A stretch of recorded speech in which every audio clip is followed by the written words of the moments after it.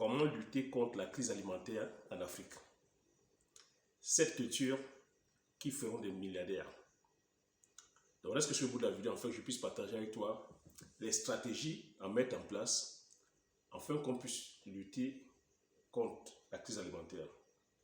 Je vais te partager aussi les 7 cultures qu'on mettra en place afin de pouvoir devenir aussi milliardaire. Donc, si tu me découvres pour la première fois, je m'appelle Thierry Toukou. Sur la chaîne, je parle d'entrepreneuriat, je parle d'investissement. Le but de la chaîne ici, afin de valoriser et de vulgariser les plus du terroir africain. J'ai créé la chaîne, c'est afin de partager mes astuces techniques business, de partager mon mindset, afin de t'aider dans tes réalisations, soit dans tes futures réalisations. Je suis entrepreneur agricole sur des spéculations telles que le poivre du Cameroun, comme nous appelé poivre de Penja, qui a reçu son label indication géographique protégée en 2013. Sur la culture du palmier à huile, sur la culture du Riesling London et l'autre, comme nous appelé Happy, sont ensemble, avec pour finalité de créer une marque spécifiquement. Donc je mettais sur le marché physique et sur le marché virtuel. Donc c'est les thématiques qui te parlent, n'hésite pas à t'abonner en appuyant sur le petit bouton rouge, en validant la cloche, afin de ne pas manquer plusieurs vidéos business que diffusent sur la chaîne, afin de t'aider. Si tu l'as aussi à faire, je te dis merci. Donc, avant de te détailler les 7 cultures qui feront tel que des milliardaires en Afrique, il faudrait, avant toute chose, de dire comment est-ce qu'on va faire, quelle est la stratégie qu'il faudrait qu'on mette en place afin de pouvoir obtenir notre souveraineté alimentaire.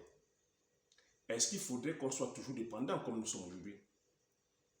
Pourquoi est-ce que nous ne sommes pas tels que souverains sur le plan alimentaire? C'est autant de questions que je pose dans les commentaires. J'attends aussi tes réponses. Et j'ai envie de dire ici, nous sommes dépendants sur tous les produits de consommation comme sur les produits de services. Ici, je vais parler tel que sur le plan alimentaire. Vous voyez que nous ne produisons pratiquement rien. Quand je dis nous ne produisons rien, c'est que nous sommes dépendants des produits de consommation de première nécessité. Plus que jamais, dès que la crise ukrainienne est en train de mettre aux yeux du monde la dépendance de certains pays, c'est-à-dire sur le domaine des céréales. Et l'Afrique aujourd'hui est grandement impactée. Il est aberrant aujourd'hui qu'on soit impacté sur les cultures sur lesquelles nous ne produisons pas, sur les cultures sur lesquelles nous n'avons pas la main. Il est aberrant aujourd'hui qu'on ne pense pas à notre modèle de production. Il est aberrant aujourd'hui qu'on pense que c'est ce qui vient d'ailleurs qui est meilleur. Il est aberrant aujourd'hui de penser que c'est le modèle de production occidental qui est meilleur. Il est aberrant aujourd'hui de vouloir faire du copier-coller. Nous n'avons pas les mêmes zones agroécologiques, nous n'avons pas le même type de sol. Il est crucial plus que jamais aujourd'hui de s'intéresser au sol. Je vous le dis ici à chaque fois. Depuis 2 ans, c'est ce que je répète ici, qu'on ne se devrait pas être dépendant des céréales venues d'Occident. On se doit aujourd'hui de produire nos semences, de produire nos céréales, de produire les cultures adaptées à nos terroirs. Parce que c'est de ça qu'il s'agit. On se doit aujourd'hui de penser notre façon de produire, de penser notre façon de consommer. Il est plus que jamais aujourd'hui crucial. On ne le fait pas. On va tout droit vers le mur, on va tout droit vers la mort. Parce que ce qui est en train de s'annoncer aujourd'hui, c'est une crise alimentaire qui n'a pas son nom. Et basée sur quoi? Basée sur une culture qui est la céréale de blé. Une culture sur laquelle on peut largement se passer si on adopte aujourd'hui notre façon de consommer. Il y a des alternatives. On se doit aujourd'hui de penser notre agriculture. On se doit aussi de faire des réformes agraires d'envergure. On se doit aujourd'hui de regarder ce qui est bien en Occident et de voir aussi les défaillances, les manquements. On ne doit pas aller refaire les mêmes choses d'il y a 70 ans. L'agriculture aujourd'hui intensive, industrielle, sur la monoculture des céréales et mécanisées, date de plus de 70 ans. Est-ce qu'on va aller refaire les mêmes erreurs ou on devrait plutôt aujourd'hui voir là où ils sont, prendre la technologie, le progrès qu'ils ont et faire? Mais il y en a qui sont encore la mordicus à dire, j'entends des slogans, ben, on ne doit plus cultiver de façon artisanale. J'ai besoin de demander, mais qu'est-ce qu'ils entendent par artisanal? L'agriculture, c'est-à-dire que par essence, c'est de l'artisanat. On se doit de se servir de semelles. C'est l'agriculture occidentale aujourd'hui, je veux dire industrielle, qui est venue dénaturer l'agriculture. Beaucoup d'agriculteurs aujourd'hui occidentaux en souffrent. Ils ne sont plus des agriculteurs, ils sont devenus des chimistes. Ils sont devenus des mécaniciens, je veux dire des pilotes de Formule 1. L'agriculture industrielle intensive est venue transformer les agriculteurs occidentaux en exploitants agricoles. Vous n'entendez pas comment ils appellent? Avant, c'était des paysans. Avant, c'était des agriculteurs. Ils travaillaient la terre. C'était les médecins, les docteurs, les professeurs du sol. Ils étaient en contact avec le sol. Ils avaient le fumier, ils avaient la terre même. L'agriculteur pouvait travailler à base avec son petit matériel agricole. Il pouvait s'aimer, il pouvait planter. Il était en contact avec le sol. Il était en contact avec la biodiversité du sol. Il respectait son sol. Il respectait l'environnement. Mais aujourd'hui, qu'est-ce qui se passe avec la culture industrielle? Ils sont sur des tracteurs, des gros engins. Ils n'ont plus le contact avec le sol. L'agriculteur occidental aujourd'hui n'a plus de contact avec la terre, avec son sol. Il n'a plus de contact avec la biodiversité. Il ne sait même plus c'est quoi le ver de terre. Et cette agriculture aujourd'hui intensive, industrielle qu'on est venu nous vendre sur la productivité est en train de montrer ses limites. Parce que c'est ça qui est la cause de la dégradation des sols. Avec le tracteur, aujourd'hui, on casse les agrégats. Avec l'utilisation des tracteurs ou l'utilisation, le fait d'être dans un système industriel agricole, ça vient détruire l'environnement. Parce qu'il faut déforester, il faut couper les arbres pour que les engins puissent fonctionner. Et en coupant les arbres, qu'est-ce qu'on fait? On crée le désert, on empêche aujourd'hui, parce que les arbres qui sont là ont un rôle très important. À travers leurs racines, ça permet de perforer les sols. Et lorsqu'il pleut, ça permet de remplir la nappe phréatique. Les feuilles des arbres fixent l'azote. Les feuilles qui tombent, les feuilles mortes qui sont là, sèches, c'est le carbone. Les branches mortes qui tombent, c'est du carbone. Ça fait le sol. C'est le carbone qui fait le sol. Cher entrepreneur visionnaire. Pour avoir un sol, il faut avoir du carbone au sol. Et le carbone, c'est les feuilles mortes et les branches mortes qui tombent. C'est ça qui fait ton sol. Et le sol, c'est quoi? C'est l'humus. Ce n'est pas l'azote. L'azote, on a déjà l'azote en l'air. Donc, lorsque vous allez acheter votre azote, c'est de l'argent que vous jetez. L'azote, l'air est constitué d'azote. Et les arbres qui sont là, et les plantes fixent déjà l'azote. Donc, les feuilles, en tombant, en se décomposant, libèrent cet azote. Donc, c'est des choses qu'il faut comprendre. Aujourd'hui, nous sommes à une course effrénée des énergies fossiles. Aujourd'hui, on est obligé on contraint les agriculteurs à utiliser massivement les engrais de synthèse. Et aujourd'hui, ça coûte cher. Un sac d'engrais coûte combien au Cameroun aujourd'hui? Un sac d'engrais coûte 24 000 francs CFA. C'est passé de 13 000, 15 000, 18 000, aujourd'hui 24 000. À ce rythme, qu'est-ce qu'on peut faire? Combien sont capables aujourd'hui d'acheter des sacs d'engrais au nom de la productivité? On nous demande aujourd'hui d'aller faire de l'agriculture industrielle, intensive, sur les monocultures. Vous allez épouser le rythme, le système occidental, où ils sont sur 2000 hectares. Si on te dit que sur un hectare a besoin de 5 sacs d'engrais, tu as 1000 hectares de maïs, tu as 1000 hectares de blé, tu as 1000 hectares de soja, il te faudra combien de sacs d'engrais? On dit 5 sacs, tu as 1000 hectares. Il faut 5000 sacs. Et un sac coûte 24 000. Je ne sais pas si tu vois un peu.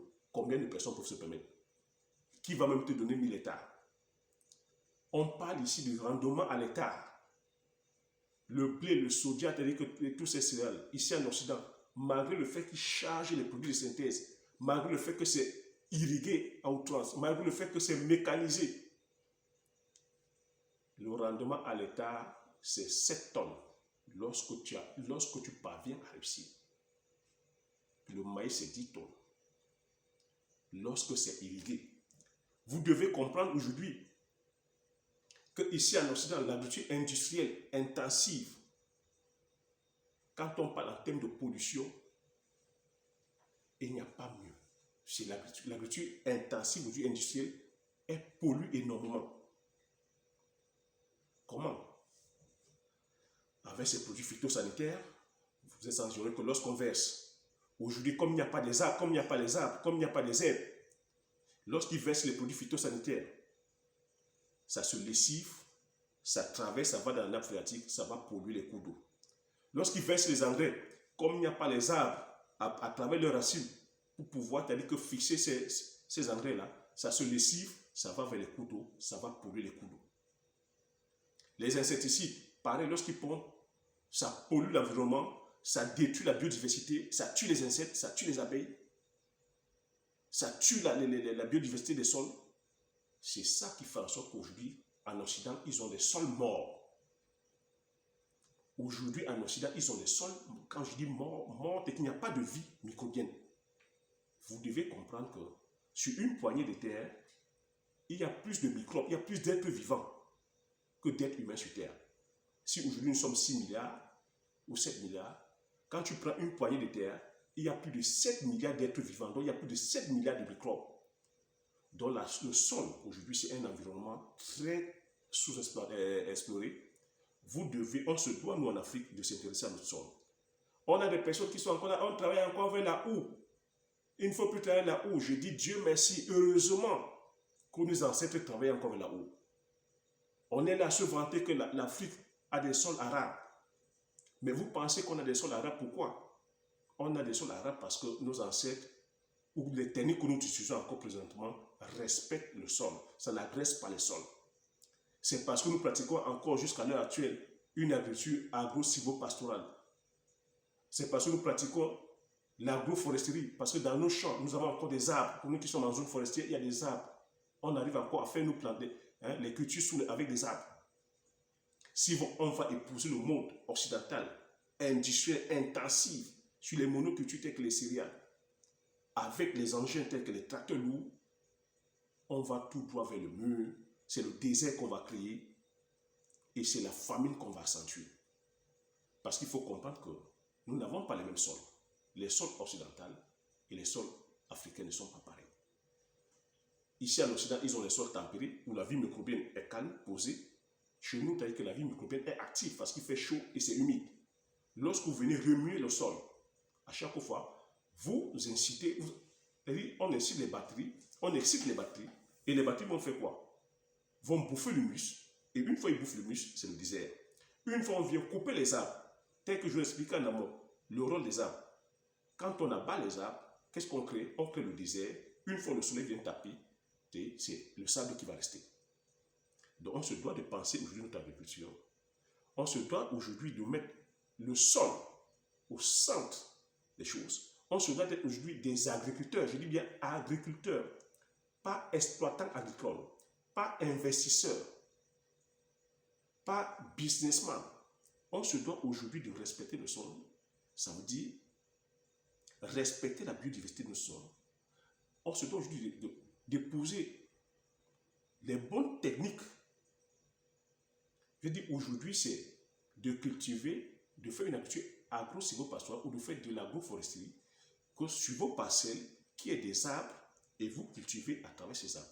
Donc vous voyez que lorsque vous faites maintenant une agriculture agro-silvopastorale, vous ne faites pas les affaires des grands groupes agro-industriels tels que ceux qui produisent la mécanique, les tracteurs, ceux qui produisent les semences, puisque vous allez dire que plutôt, nous on va aller sur les semences du terroir, les grands groupes agroalimentaires, on ne fait pas, c'est-à-dire que les affaires des grands groupes de la Chine. Donc, on se doit aujourd'hui de penser notre modèle agricole. Parce qu'aujourd'hui, ceux qui profitent, bénéficient du système, ce sont les grands groupes que j'ai cités là. Ceux qui détiennent le monopole sur les semences, la chimie, donc tout ce qui est insecticide et nématicide, les engrais et les constructeurs, c'est-à-dire d'engins mécaniques et puis les grands groupes agroalimentaires. Les groupes perdants sont les producteurs, les agriculteurs, et puis les consommateurs. Aujourd'hui, lorsqu'on se lance sur les cultures industrielles, vous savez que lorsque c'est bourré de produits chimiques, la qualité n'y est plus. On se doit d'être sincère. On voit ici en Occident, la qualité n'y est pas. On mange des fruits aujourd'hui bourrés d'eau. Et vous savez que l'eau, c'est quoi? C'est le nitrate, c'est l'azote. Comme ils ont des sols morts, des sols aujourd'hui où les racines ne peuvent même plus pénétrer le sol parce que les sols sont compacts. Parce qu'il faut comprendre que lorsque vous utilisez les tracteurs, ça pèse des tonnes, ça fait la compaction des sols. Les racines ne peuvent plus pénétrer, aller chercher les nutriments, parce que c'est les racines qui vont aller chercher les nutriments. Aller chercher tel que l'azote, aller chercher le phosphore, aller chercher la potasse, aller chercher le fer, manganèse, aussi tout ça. Il y a énormément d'oligo-éléments que les racines vont aller chercher. Mais aujourd'hui, vu que leurs sols sont tellement compacts, que les racines ne vont pas, c'est pour ça qu'ils sont obligés d'assister les plantes avec les engrais de synthèse. On ne doit donc pas, moi je fais ce plaidoyer pour qu'on ne soit pas dépendant de ces engrais de synthèse, pour qu'on ne soit pas dépendant de l'énergie fossile. Et vous avez vu aujourd'hui que si l'agriculteur n'a pas le pétrole, vous avez vu la crise ukrainienne, ce que c'est en train de donner, la flambée c'est-à-dire que du prix du baril de pétrole, comme ici ils ne cultivent qu'à base du pétrole, c'est parce que si l'agriculteur n'a pas son pétrole, il ne monte pas sur son tracteur. Tu imagines, 2000 hectares, s'il doit travailler sur 2000 hectares, il n'a pas son tracteur, il n'a pas son pétrole, il est mort dans le film, il ne monte pas son tracteur. Il n'a pas les engrais de synthèse, il ne peut pas produire. Il n'a pas les herbicides, parce que sur 2000 hectares, il faut bien utiliser les produits chimiques, l'herbicide. C'est pour ça qu'on dit, il travaille avec la roue, mais vous voulez les produits chimiques, ça a un prix, ça a un coût. Et derrière ça, quelle est la santé, l'état de santé des agriculteurs? Ici, quand ils ont commencé, ceux qui ont commencé l'agriculture dans les années 50, sont tous en train de mourir. Beaucoup, sont morts. Les morts sont dus à base, justement, telles que des maladies cancérigènes. À base, justement, de ces produits qu'ils inhalaient. Beaucoup d'agriculteurs, n'ayant pas fait des études, ne savaient pas justement déchiffrer que ces étiquettes-là. Ils pompaient les produits comme ça, sans protection. Et beaucoup d'agriculteurs, je dis ici occidentaux, hein, ici en France, c'est des faits qui sont là. Beaucoup d'anciens sont morts dû justement à l'inhalation de ces produits toxiques chimiques. Et ces produits, à force de les pomper sur des produits, on les ingère aussi que lorsqu'on mange ces cultures-là. C'est des réalités qu'il faut savoir. Donc derrière ça, on se doit de penser aussi notre système. On ne se doit pas d'aller comme ça bec et ongle. Parce que épouser des modèles qui vont nous dépasser. Parce que derrière, au finish, lorsque tu auras fait tout ça, parce que c'est là où le bas blesse, ils font tout ça, derrière, ils n'ont pas le contrôle sur les prix.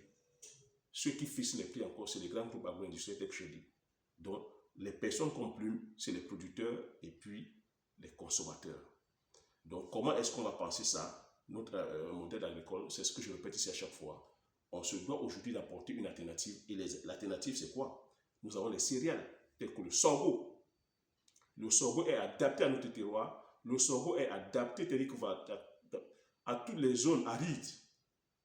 Le sorgho, tu n'as pas besoin d'énormément d'irrigation comparativement au maïs. Le maïs, il faut irriguer. Le blé, il faut irriguer. Le soja, il faut irriguer à donf pour aller avoir des rendements.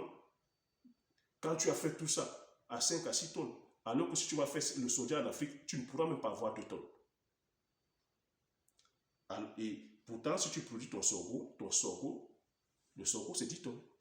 Ils sont en train de faire le sorgho ici en France, hein? Attention. Mais là où ils sont bloqués, c'est que le sorgho performe mieux dans les zones où il fait chaud. Donc ici vers le sud, ils font le sorgho. Les États-Unis produisent massivement le sorgho. Ne soyons pas étonnés que, avec la crise qui est en train de frapper là, qu'ils se brabatent maintenant plutôt sur la production du sorgho, en disant que bon, ils ne veulent plus être dépendants du blé russe. Ils vont penser à une alternative qui est le sorgho et qui a un très bon rendement. C'est comme ça que sur le plan stratégique on pense. Nous avons une deuxième culture qui est le mil. C'est des céréales encore. On peut les produire massivement. Et cette fois-ci, penser à la transformation, à faire des farines. Nous avons troisième culture, le manioc. Se lancer massivement sur la culture du manioc. Le manioc, c'est 30 tonnes d'hectares. Tu te rends compte? Sans irrigation, sans mécanisation, 30 tonnes. Je vous suis en train de te dire. Et aujourd'hui, on n'a pas un tracteur, on n'a pas de tracteur qui puisse aller récolter le manioc. Donc, si tu achètes même ton tracteur, il faut comprendre que le coût d'un tracteur, c'est dans les 300 000 euros. Le tracteur ne va que te servir à labourer. Une fois que tu as labouré, tu déposes au tracteur. Est-ce que c'est rentable? Aujourd'hui, le manioc, 30 tonnes l'hectare, sans grande mécanisation. Donc, aujourd'hui, il faudrait penser à faire des étendues, 100 hectares, 200 hectares, à passer à l'industrie, la transformation. On a de la farine, on a beaucoup de produits alimentaires comme ça qu'on peut faire à base de manioc. On peut passer aussi dans le domaine industriel, faire la liqueur de manioc, faire la colle de manioc, produire de l'amidon et produire même la bière de manioc. Quatrième produit, plantain. Se lance massivement comme ça, que dans des étendues de plantation de plantain. À base du plantain, on peut faire de la farine de plantain, tu peux faire des chips. Cinquième, c'est-à-dire que la patate douce. Patate douce, pareil, en termes de tonnage, c'est des rendements énormes. Tu peux avoir facilement 40 tonnes l'hectare. Pour transformer, on fait des farines, on peut faire des chips, on peut faire énormément de choses aussi. Sixième, l'igname. L'igname aussi, pareil. Un hectare d'igname, c'est minimum 70 tonnes l'hectare. Comparativement au blé, qui est 7 tonnes. Quand tu le produis en Occident, le blé, tu le produis en Afrique, tu n'as pas 7 tonnes. Si tu as une tonne, bravo pour toi. Septième culture, palmier à huile, la culture du palmier à huile. Culture du palmier à huile, pourquoi? C'est stratégique aussi. Parce qu'aujourd'hui, tu vois, avec la crise qui se passe là, la flambée des prix tels que des huiles telles que le tournesol, le colza, ça monte en flèche. Et l'huile aujourd'hui de palme, c'est stratégique parce que même avant la crise, c'est la seule huile oléagineuse aujourd'hui qui produit plus à l'hectare. Et on a cet avantage que c'est originaire d'Afrique. Un hectare de palmier à huile produit en huile pure 4000 litres d'huile, donc 4 tonnes d'huile. Alors que le tournesol, le colza, c'est 0,00, donc ça ne tombe rien du tout. Tu vois que pour produire 4000 litres d'huile de tournesol, il te faut des étendues à perte de vue de tournesol ou de colza, alors que 4000 litres, avec un hectare de palmier à huile, tu produis 4000 litres. Donc tu vois là où il faut être. C'est ça, là c'est stratégique. Et même sur le plan environnemental, c'est stratégique. Parce que pour que celui qui fait l'huile de tournesol ou de colza, pour qu'il fasse 4000 litres, tu imagines le nombre d'hectares de forêt qui va être déforesté, comparativement à celui qui est sur la culture du palmier à huile. 4000 litres, 1 hectare. Donc, quand on parle d'environnement, c'est pour ça que, à chaque fois, je vous dis, lorsqu'on va se lancer, on se doit aussi de penser le facteur environnemental. Aujourd'hui, ce n'est pas un phénomène de moderne. On est en train de souffrir de ça. Vous voyez, ici en Occident, lorsqu'il pleut, les éboulements de sol, lorsqu'il pleut, vous voyez comment ils perdent leur humus. Leur mode de production aujourd'hui, industriel, intensif, sur la monoculture, avec la mécanisation, à force de venir à chaque fois retourner le sol, vous voyez, ils cassent les agrégats. Et en cassant les agrégats, c'est quoi? Lorsqu'il pleut, l'eau vient lessiver l'humus. Et c'est pour ça qu'on retrouve aujourd'hui, lorsqu'il pleut, toute la bonne terre, tout l'humus va vers les cours d'eau. Ça va t'aider que terrasser le sol. Et qu'est-ce qui va rester après? C'est le sol, le sable. Qu'est-ce qui reste après? Ça fait que c'est un sol qui meurt. C'est pour ça qu'ici, aujourd'hui, en Occident, le sol est assisté par les engrais de synthèse. Est-ce que c'est ce que nous voulons aller reproduire aussi en Afrique? Sommes-nous prêts de payer ce prix? Vous voyez que les personnes qui sont en train de payer le prix de la crise qui est en train de se passer aujourd'hui, c'est les personnes qui sont vers l'Europe de l'Ouest. Les personnes qui ne sont, quand je parle de crise Ukraine-Russie, en Europe de l'Ouest, eux, ils n'ont pas de sources riches, ils n'ont pas d'énergie fossile. Et ils se sont lancés sur une agriculture industrielle qui dépend de cette énergie fossile. Qui est-ce qui leur fournit cette énergie-là? C'est Poutine, qui fournit le pétrole, qui fournit en même temps les engrais de synthèse. Donc, c'est Poutine c'est la Russie qui est le premier producteur d'engrais. Vous comprenez pourquoi, vers ce secteur-là, la productivité est énorme, parce qu'ils ont le pétrole, ils ont les engrais en même temps. Donc, eux, ils peuvent booster leur productivité en subventionnant les engrais tels que très moins chers, en subventionnant même le pétrole très moins cher. Est-ce que c'est le cas pour tous les pays? Non. Ceux qui n'ont pas le pétrole font comment? Ceux qui n'ont pas les sources riches font comment? Donc, une fois de plus encore, on se doit je dis encore ici, c'est de penser sur le long terme. Hein. J'invite encore ici nos businessmen, on se doit essayer de penser aujourd'hui, on se doit être des entrepreneurs, on se doit être des visionnaires, on se doit être patients, de travailler, de ne pas seulement courir après la gratification, ne pas courir après l'argent, mais c'est de faire le dos rond, penser notre habitude, penser notre système de consommation, viser le long terme.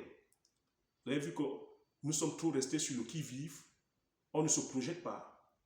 On va, c'est-à-dire que toujours acheter, c'est-à-dire que les produits, excusez-moi la tautologie, les produits de ceux qui ont fait produit, on vient consommer. Nous ne sommes pas des producteurs.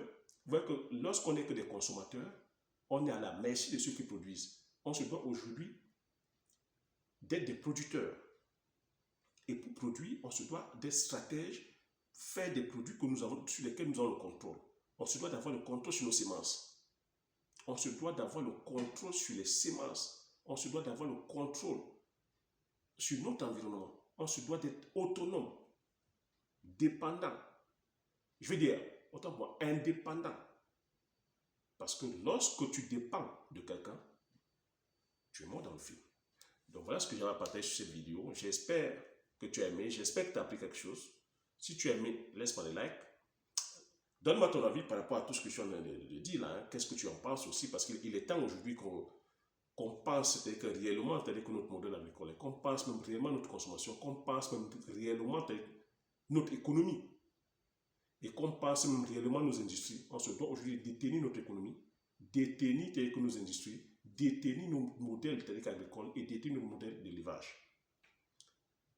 Abonne-toi si tu n'es pas encore abonné, partage massivement la vidéo autour de toi afin que vous soyez comme ça plusieurs aussi avoir ce mindset-là. Il est temps aujourd'hui qu'on pense grand, il est temps aujourd'hui qu'on élève tel que le standard, qu'on ne soit plus toujours dépendant des produits venus d'ailleurs. Donc, comme j'ai coutume à dire, l'information, c'est la connaissance, c'est la richesse. Une fois que tu as des informations, tu appliques tes stratégies et tu passes l'action massivement afin d'impacter ta vie et impacter la vie de tous ceux qui t'entourent. Sur ce, je te dis merci. Aux prochaines vidéos. Ciao.